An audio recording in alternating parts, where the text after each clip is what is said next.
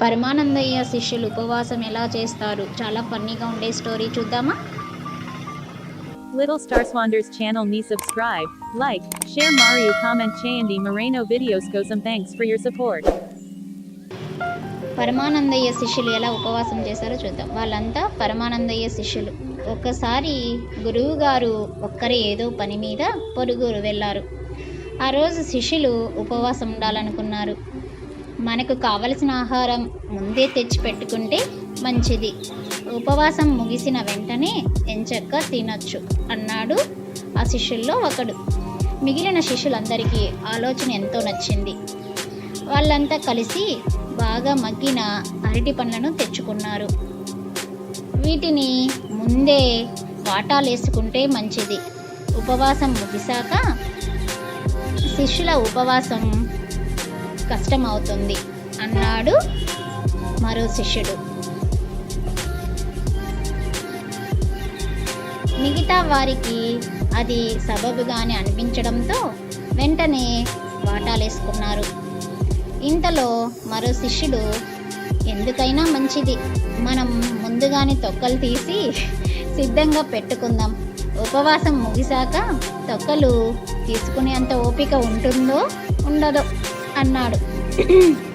అవును, అది నిజమే అన్నారు మిగతా వాళ్ళు.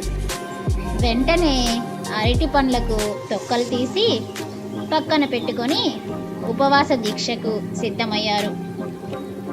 కాసేపటికి ఓ శిష్యుడు నిల్చొని, చూడండి, గాలికి పండ్లపైన దుమ్ము ఎలా పడుతుందో, పైగా ఈగలు కూడా వాలుతున్నాయి. సాయంత్రం వరకు ఇలాగే ఉంటే ఆ దుమ్ము పట్టిన అరటి పండ్లను తినాల్సి వస్తుంది. ఓ పని చేద్దాం, ఆ పండ్లను మన నోట్లోనే పెట్టుకొని ఆ ఉపవాసం ఏదో చేసేద్దాం అన్నాడు శిష్యుడు. అవును, నిజమే, పొట్లోకి వెళ్ళనంత వరకు ఉపవాసం ఉన్నట్లే కదా, అలాగే చేద్దాం అన్నాడు ఇంకో శిష్యుడు. వాళ్ళందరూ తొక్క తీసిన అరటి పండ్లను ఒక్కోటి నోట్లో పెట్టుకొని ఉపవాసం ప్రారంభించారు. కానీ కాసేపటికే తినేశారు. అసలు మనలాంటి జ్ఞానులు ఉపవాసం ఉండాల్సిన అవసరమే లేదు అని ఓ శిష్యుడు అన్నగాని, అవునవును, ఎక్కడో చదివినట్టు గుర్తు అంటూ మిగతా వారు వంత పాడారు. మొత్తానికి మొదలుపెట్టిన 3 నిమిషాల్లోపే ఉపవాసం ముగించేశారు పరంధామయ్య శిష్యులు. సో ఇలా పరంధామ శిష్యుల్లాగా ఆలోచన లేకుండా అలా ఉపవాసాన్ని అంత త్వరగా ముగించారు.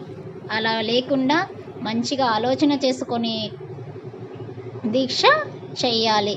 Please subscribe my channel for more videos. Thanks for watching. Thank you so much. Bye. We'll see you next